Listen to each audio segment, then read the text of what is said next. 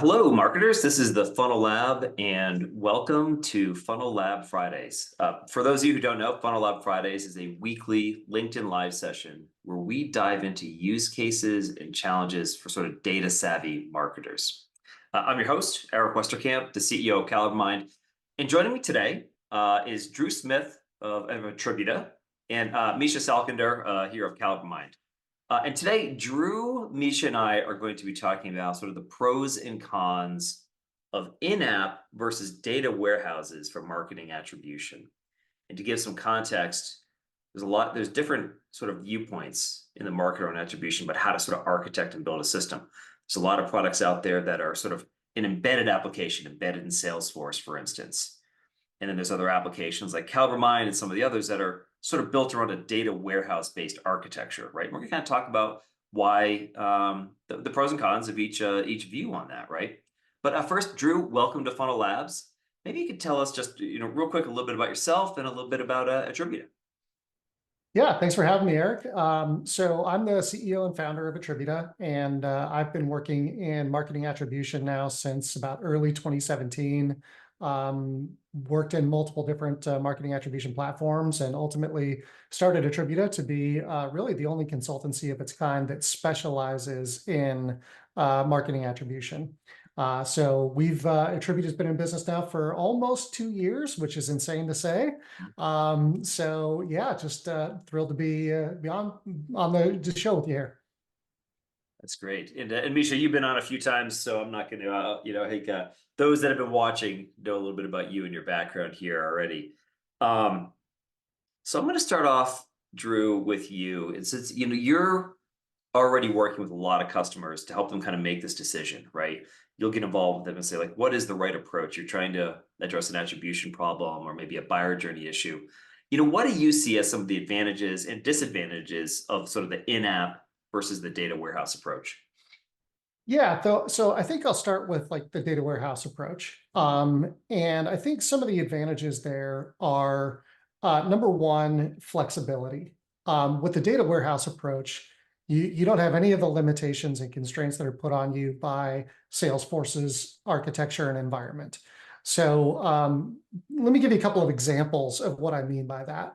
So I'm working with a client right now that's trying to take attribution data and connect it back to product level data.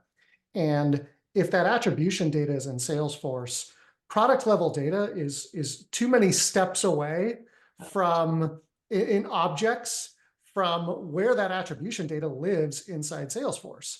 And so in Salesforce, you can't actually build a report that allows you to connect that attribution data and the product data because there's just too many steps. Whereas data warehouse based, you have your attribution in a data warehouse.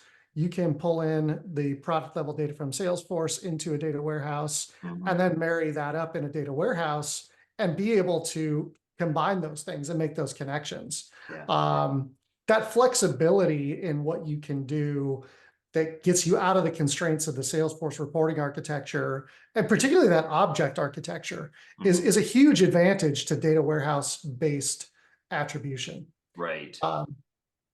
Along with that flexibility, you also have the ability to add on different types of enhancements, again, that may not be available in Salesforce. You have the ability when you're in a data warehouse environment, you have the ability to bolt on any type of, if you want to add it to a BI platform, Tableau, Domo, whatever, you have the ability to choose that and do that and enhance your functionality there. You also have the ability in a data warehouse environment to add other things like AI and machine learning and LLMs, which is, adding additional functionality that again, Salesforce doesn't have that. Salesforce doesn't have the ability to do any of that. So that data warehouse. They may argue that point with you, but I think we, for those of us that have attempted to use some of those capabilities over there, yeah, I think you're right.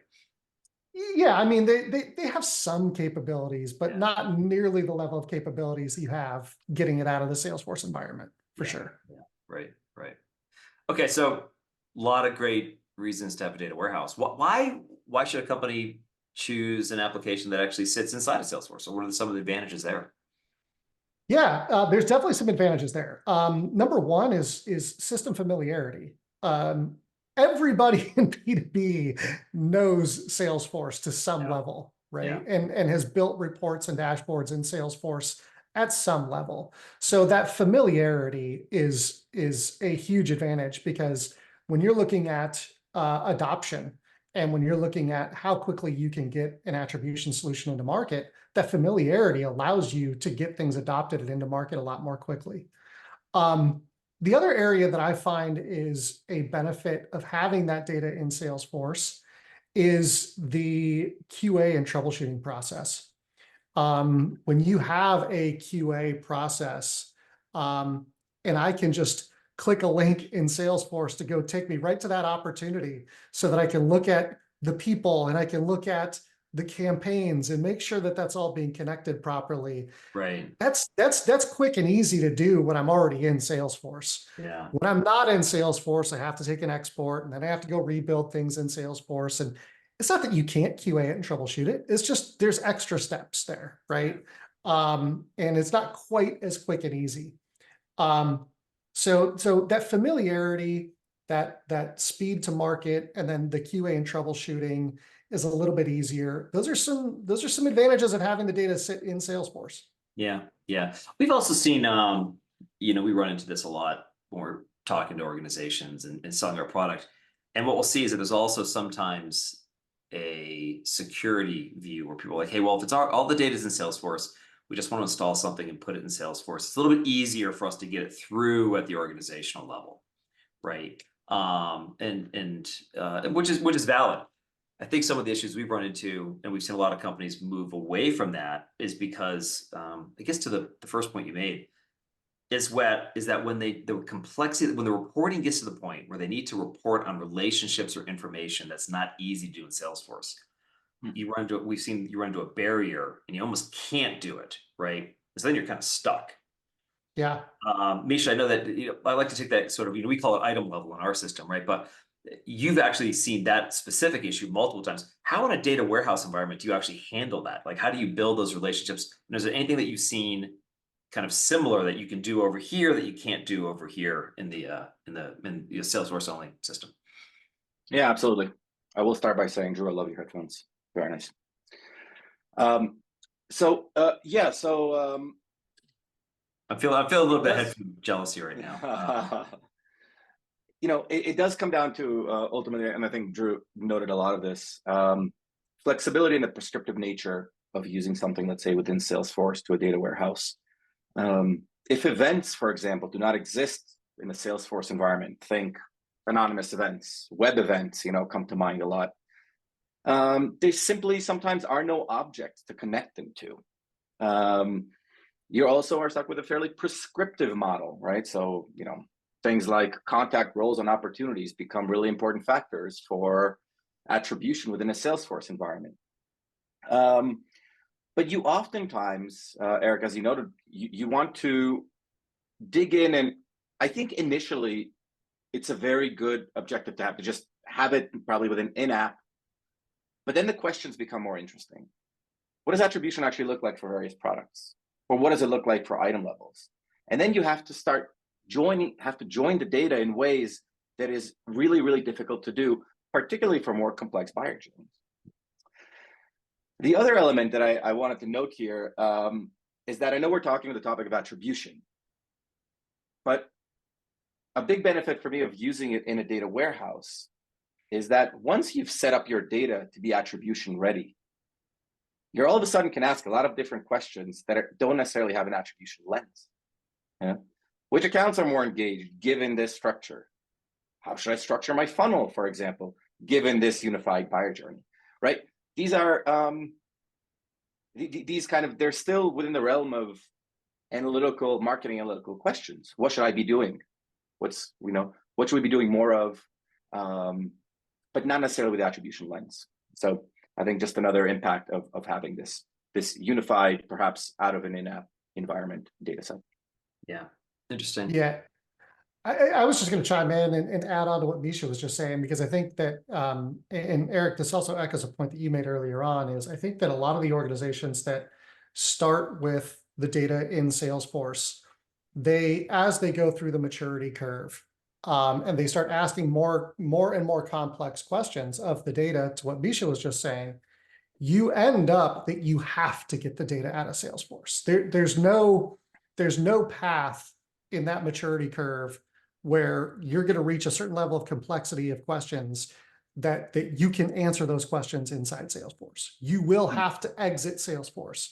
And whether that means that you have the data warehouse capabilities as part of the platform, the marketing attribution platform you purchased, like with CaliberMind, or you just have to export that out to like a data lake, or just getting it into Tableau to do some of those additional, those additional more complex things. You're going to have to do that eventually. You're going to get to that point. Particularly when you start trying to look at marketing analytics related to things like funnel. Salesforce is really bad at funnel metrics. It's just not good at it, because funnel metrics are always requiring you to create like cohorts and create ratios and conversion rates and velocity and aging. And because those are all row level formulas or summary formulas in a report in Salesforce, you can only do 1 or 2 per report. So it ends up being a really inefficient way to do funnel metric reporting in Salesforce. So anything related to funnel and marketing attribution or marketing data and campaign level data, it's going to have to go out of Salesforce eventually. That's super interesting, because cohorting in particular, we just went through a big process here. We're rebuilding our own funnel, product and visualizations. And a big piece of that was, what's the right way to cohort? How do you cohort? How do you cohort by different values? Right. So you're right. In Salesforce, you could build a cohort report, but you kind of got to lock down. Here's the report, and it's cohorting by date, or it's cohorting by industry.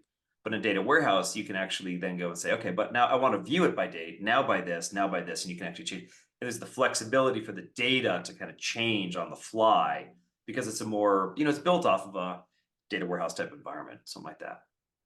Yeah, even with an attribution lens, I will just say. So even, I think, more sophisticated attribution questions move away from what campaign is tied to dollars, generally speaking, to which campaign is most tied to dollars for a moment in time, right? Let's say for organizations that have passed an MQA stage with us, right? Or some sort of stage awareness to a higher stage, because it's very possible that your content doesn't work as well there as it works in earlier awareness stages, right?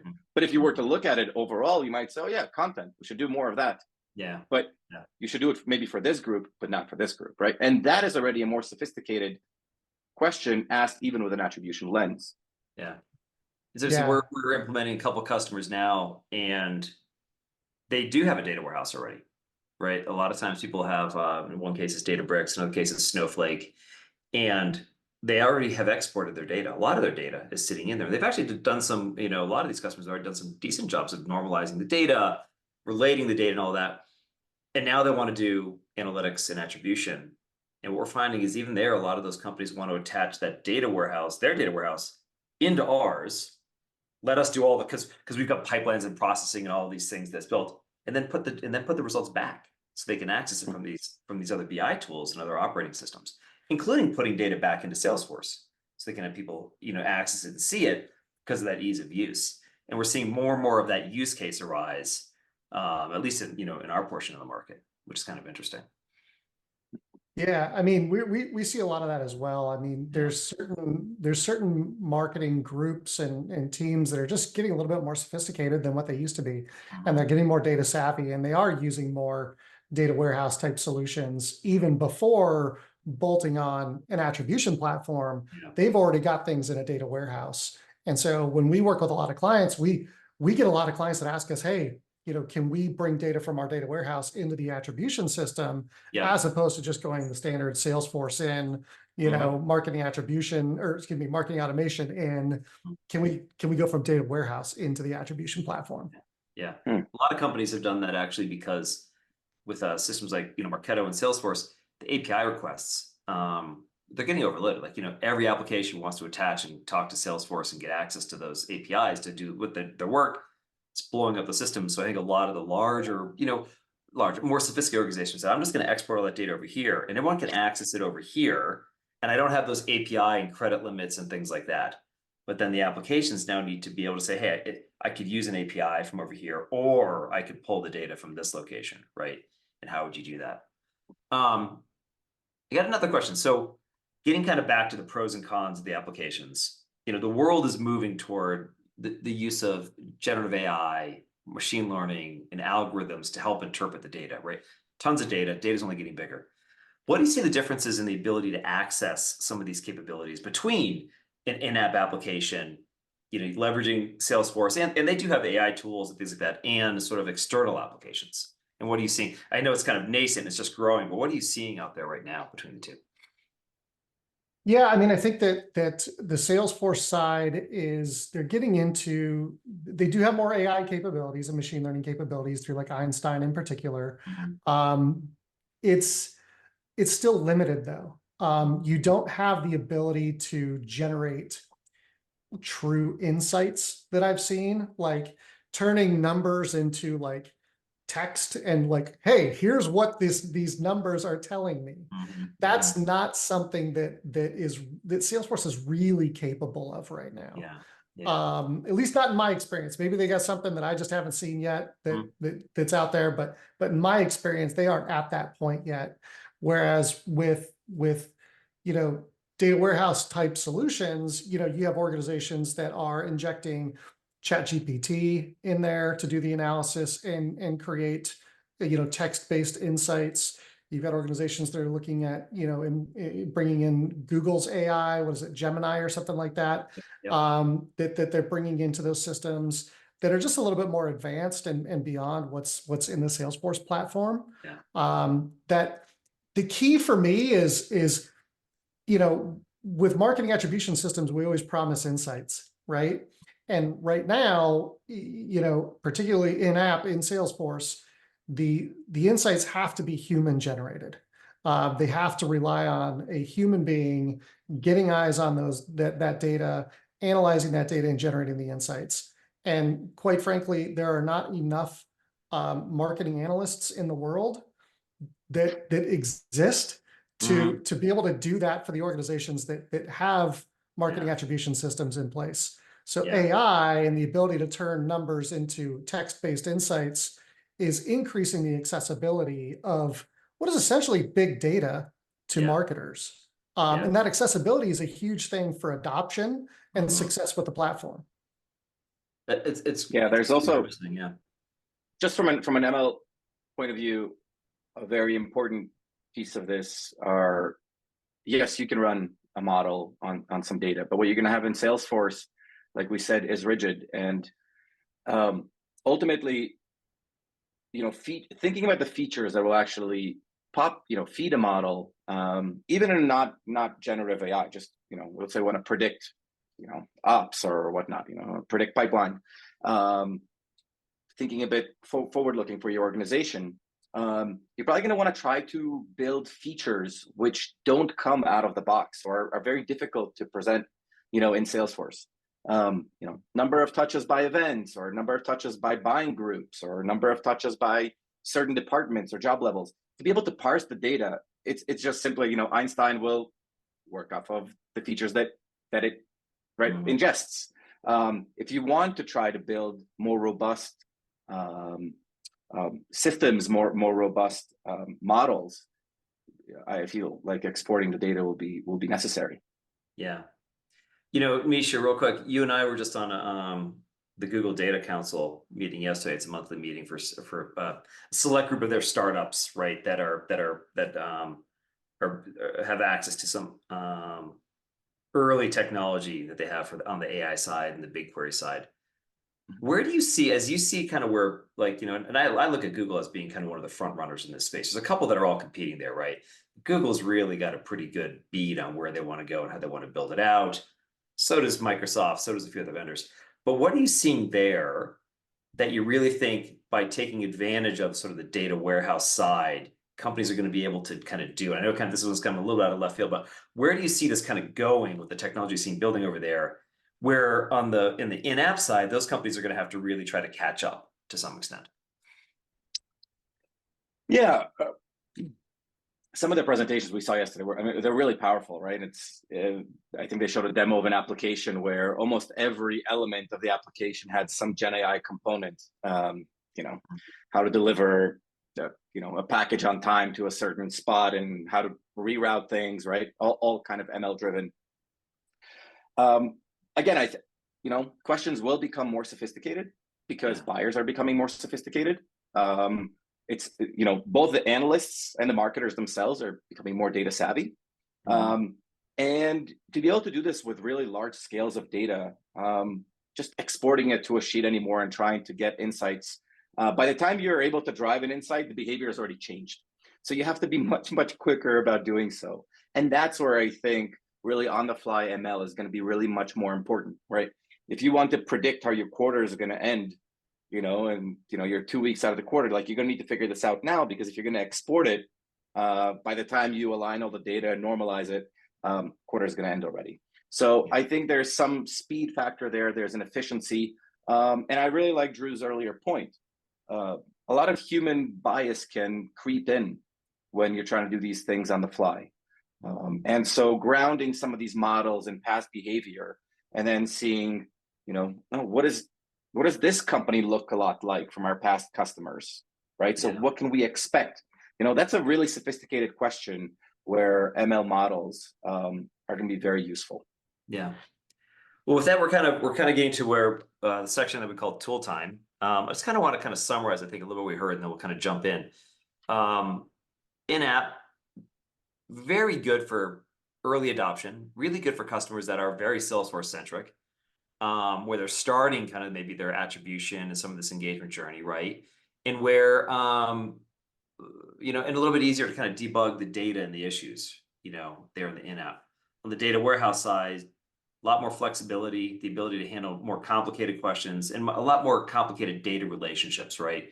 Hey, I want to see this by buyer group. I want to see it by, I want to see attribution, but I want to put a filter of buyer group and item level and this, something that you just wouldn't be able to do inside of Salesforce, right? And then also, from what I'm hearing, is on the machine learning side, the data warehouse type solutions are probably a little bit better positioned right now to really take advantage of a lot of the capabilities that are coming out. Anything I think I missed there, or before we kind of jump into app? That's a great summary. I think you got it. All right, so I'm going to share screen real quick, and we're going to show off a little bit, some of the flexibility, right? If I'd known item level is coming up, I'd actually show item level here and how you do that on a data warehouse. I don't think I have it built into this demo system right here, but what I will show is, that how you leverage some of these machine learning capabilities right inside of an application like a data warehouse, and to some extent how easy it is to kind of bring them out once you've got that type of an architecture, right? So here I'm looking at a demo prospect, right? And down here, and Drew, I don't think you've seen this yet, or I've just got a buyer journey, right? What's going on with this customer? I want to make sure I'm looking at the right model. Let's go to 360 so we get a little bit more data on them.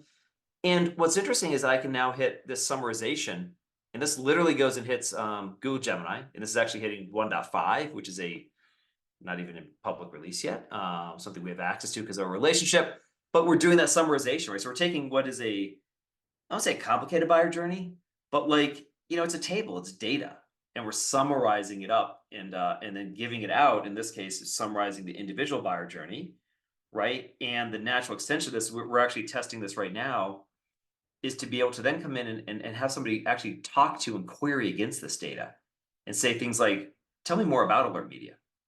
What do they do? Right? So a salesperson could maybe come here, or a marketer, and say, oh, this is a buyer journey. They did some demos and they did this.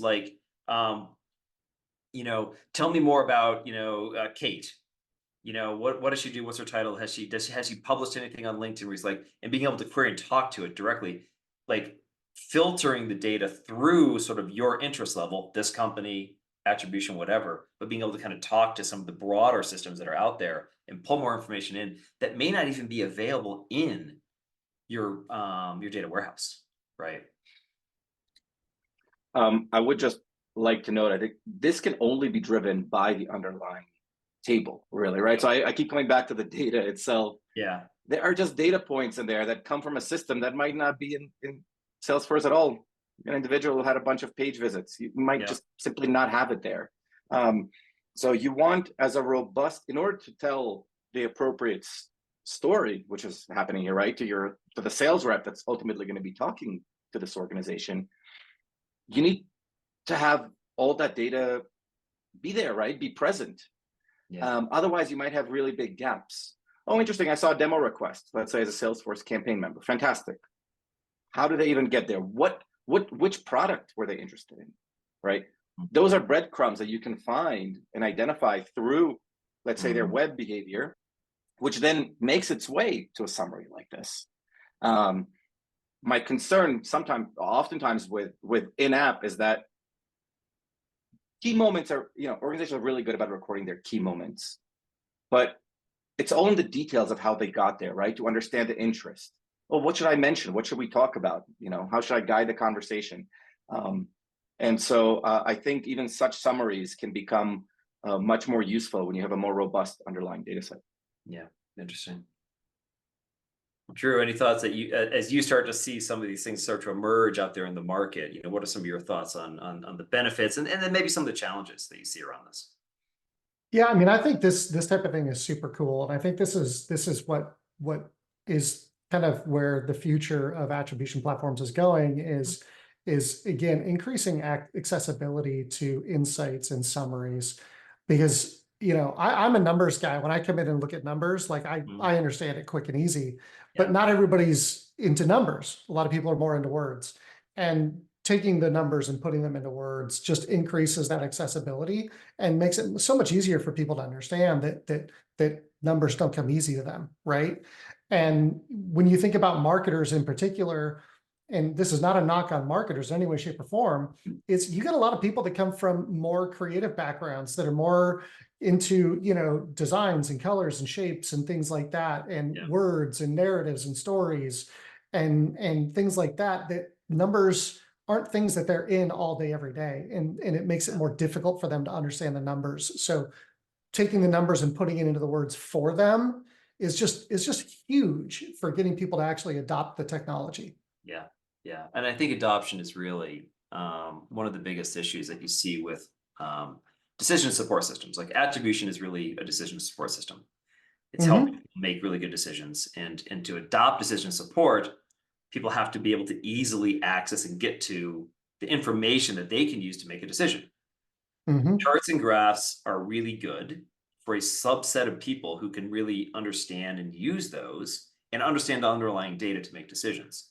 But I think where you see a lot of this going is the capability here with these large language models is to take that information and filter it through and present it in a way that other individuals can really interpret and use. And I'll say the gaps are, and we're seeing this all the time, these systems cannot do the math themselves.